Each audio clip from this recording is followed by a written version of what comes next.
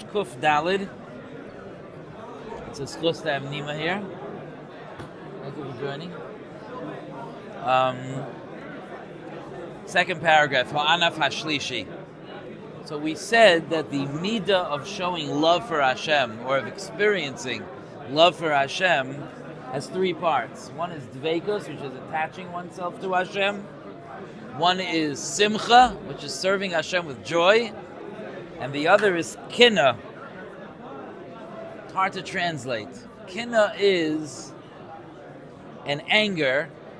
It's a holy anger that comes up to defend Kavod Shamayim. It's not a thoughtless anger. Anger in general, Chazal tell us about anger, about the terrible side effects of the disease called anger. Chazal tell us that a person that gets angry, kol hakoyes, im chachamhu, chachmasoi mistalekes mimenu. If he's a wise person, his wisdom leaves him, and if he's not, he becomes very sick. Rabbi Avigdor Miller used to say that, that so much of the illnesses that people have nowadays comes from living lives of kas, of anger. So a kanoi doesn't mean an angry person. That would not be in line with our hashkafa. But a kanoi is someone who draws from his passion for HaKadosh Baruch Hu. It comes from a place of love, not a place of hate. He draws from his passion for HaKadosh Baruch Hu to stand up for the honor of Hashem if Hashem's honor is being threatened. Sheyiyeh ha'adam mekaneh l'shem kodshay. A person is mekaneh for Hashem's holy name. Soinei es misanov. Hating those who hate Hashem. Umishtadel lehachniam b'ma sheyuchal. And an attempt to bring them down as much as possible. Now, he's not talking about people who don't know about Hashem because they never haven't had that chinuch. We're not talking about tinoikas shenishbu, or people that have drifted away from Hashem because of the very, very confusing times that we live in. He's talking about people who know Hashem and decide that they want to rebel against Him. And whatever the thought process might be, our job is to wage war against people like that. Not because we're angry people, but because we're in love. And when you start up with someone I love, I'm enraged. So that the work of Hashem will be done, and His honor will increase.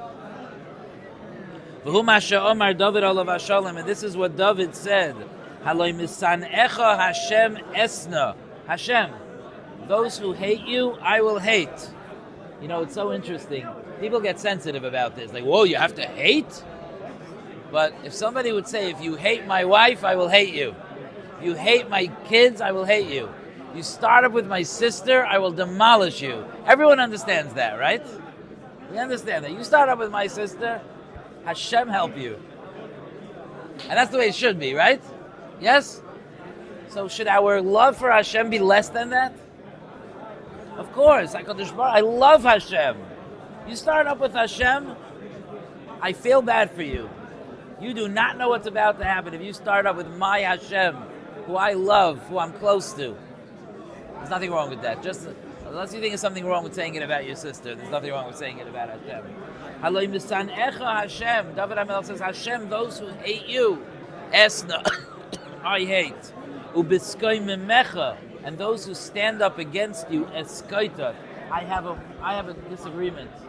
I have a disagreement with those people. I one time was in a situation that I was doing my job as a Rav, and I gave a psak about something. It was actually together with Rabbi Kalish. I gave a psak about something, and the reaction of the person who did not like the psak was to be mazmin me to a din Torah. Do you know what that means? It's like when you send someone a summons to a bezdin.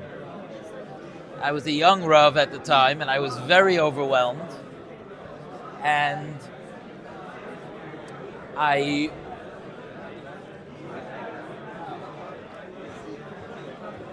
felt so embattled, like this person's summoning me to bezdin.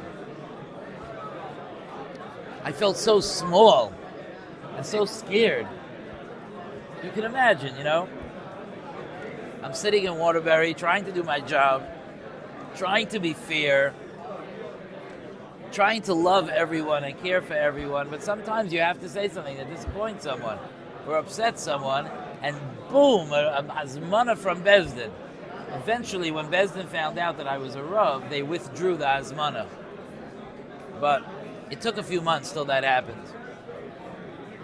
And many years ago, I'll tell you something interesting. Many years ago, there were two balabatim in my community that got into a financial machlokes, and they were about to go to court. And I knew that when two Yidden are arguing about money and they choose to go to court instead of Bezdin, it's a terrible aveira. And and I wanted to prevent that from happening. So I convinced them to go to Bezdin, and I arranged the Bezdin for them. I don't paskin Choshe Mishpat, I don't have that type of knowledge. So I arranged one of the biggest Choshe Mishpat minds in the country. His name is Rav Chaim Cohen. He's a Rav of the Gerish Tibel, and he's a very, very, very brilliant mind in Choshe Mishpat. And he said that he wants us to bring in a Rav. The Rav that he wanted us to bring in for the Din Torah was Reb Zev Cohen from Chicago. Anybody familiar? Reb Zev, you know Reb Zev? So Reb Zev Cohen from Chicago flew in for this Din Torah, and another Rav from Lakewood. We came to the Din Torah. I learned a lot by that Din Torah. I learned a lot. Interestingly, when they described the deal, it was a very complex deal between these two people. When they described the deal to Reb Chaim, he said, forget about your machlokes. What you're doing is ribis d'oraisa. I mean, once you break down what's happening there financially, it was ribis. And he said, Reb Chaim said then that he sees this again and again, that people that aren't careful about the laws of ribis end up in terrible machlokes. How do you define ribis? Ribis is charging interest or paying interest, and it's very complex halachas of what that means. You know, when you put money into a loan and you're doing it in order to get back interest, it's a very, very it's an iffy thing. So there's such a thing as a heter iska. There are halachas about it. Rabbi Yisrael Reisman Shlita wrote a book. I think it's like between a 300 and 400 page book published by Art Scroll, The Laws of Ribis, going through, even for a layman, just to understand the laws of Ribis. Rav Binyamin Cohen, Rav Feivel Cohen's son, who puts out Sfarim on Yeridea, I'm pretty sure he put out a 2-volume sefer on Ribis just a few years ago. It's very complex, and today's fast-moving financial market, it's become much more complex. You really have to know what you're doing. You know, like, even when it comes to, if you borrow someone's credit card and that person has to pay interest on your loan, so think about what happens, okay? Think about what happens. I have a credit card. I loan you the card. You put $1,000 onto the card. Now they charge me $1,000 and $1,050, okay? So you give me the $1,050 because I have to pay it to the credit card company. But it could be that that's ribis, because the obligation to the credit card company is my obligation, not yours, because I'm the one that ultimately, it's my credit card. So you borrowed money from me. You borrowed $1,000. You're giving me $1,050. That's ribis.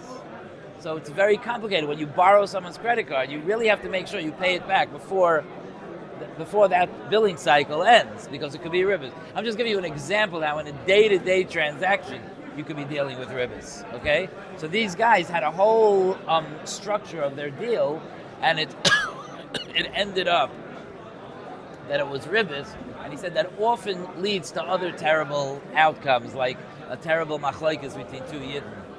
Okay?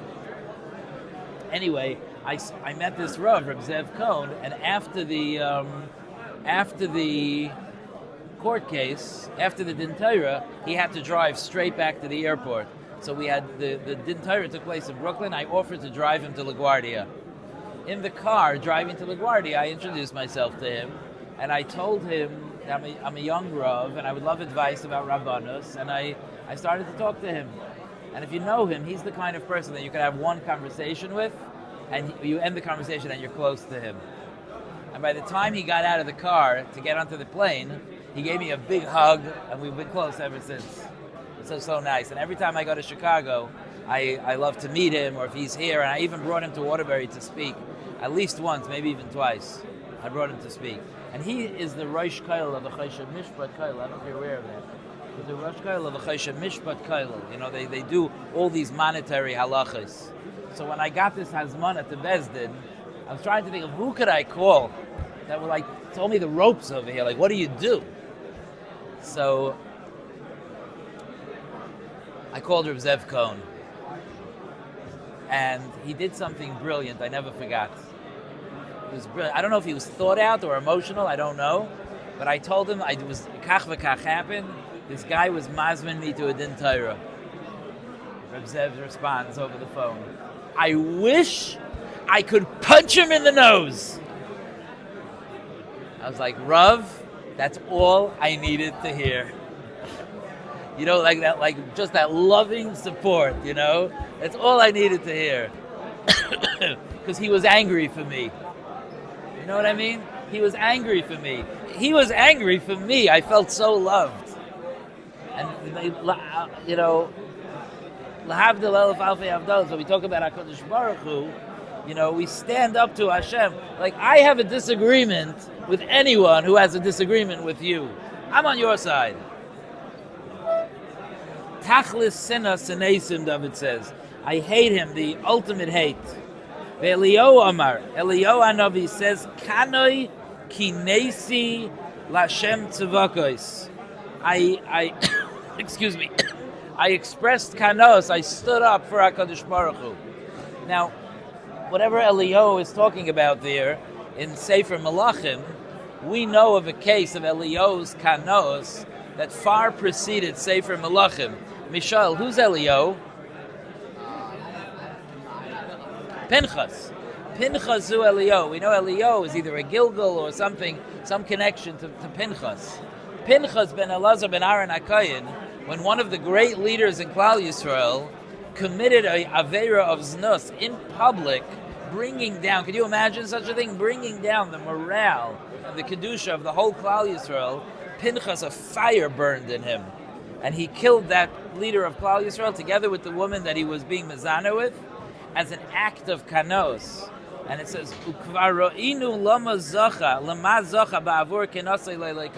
we already see in Parshas Pinchas what Pinchas was zeicha to, because he was so fueled with love that he expressed anger. Do you hear the difference? Anger is horrible because it's fueled with anger. Kanos is fueled with love. And he says, K'maimer HaKosav, like Chazal say, Tachas asher kinei le'leikav ha'yechaper al b'nei Yisrael. In the schus that Pinchas stood up for the honor of Hashem, it was mechaper for the whole Klal Yisrael. The whole Klal Yisrael was in jeopardy. They started to sin like crazy. And when Pinchas stood up like a lion, and he was unabashed, and he stood up, and he says, I stand for HaKadosh Baruch Hu, he brought Klal Yisrael back and saved Klal Yisrael. You know what he was zeicha to for that? Eliyahu Hanavi. The Pasuk says, Hineni noisein loyas brisi shalom. The Pasuk says, I am giving him the bris of peace. Says the Targum Yonasan ben Uziel, brisi shalom, sheyichya l'chaye olma, that he will live forever. Wasn't that also because that was the opposite of his nature? Like he was like a peaceful person. So like the fact that he went against his own nature to do Totally. But you still see that what he chose to go against his nature for. And in a way, what we're saying is that it's fueled by love kind of explains what happened. He was not an angry person. In fact, you know, they were in a tent there doing Averas, okay? Chazal tell us there were guards by the door. Why'd they let the angry rabbi inside? He came to the door, he said, can I go in? He's ready to take a spear and kill this couple. Okay, there are guards by the door. Why would they let him in? Say Chazal say that when he came to the door, they said, oh, Pinchas also wants to do an Aveira. Come right inside. And the Alter von Kelm points out that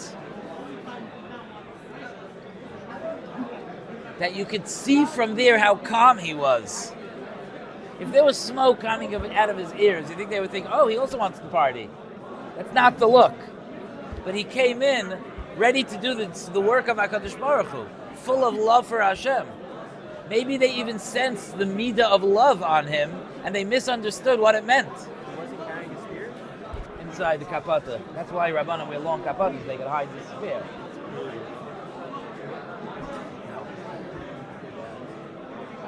Okay?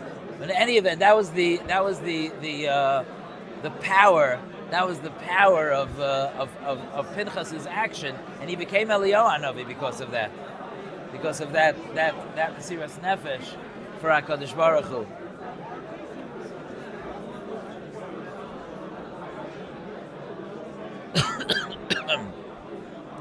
Okay, let's stop here. We'll stop over here. We'll continue from here next time.